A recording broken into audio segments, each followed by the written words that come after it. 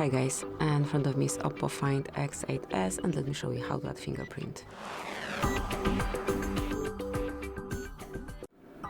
At first, find and select settings. Then go to security and privacy, mark device unlock and click on fingerprint and face unlock. Mark fingerprint, draw an unlock pattern and click on add now. So just grab your phone as you usually do it and keep tapping till it's fully added.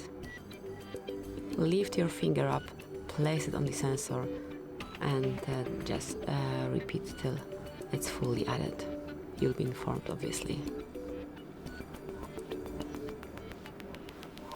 Then mark on done, and that's it. As you can see from now on, you can unlock your device with this fingerprint only. Thank you for watching. Please subscribe our channel and leave the thumbs up.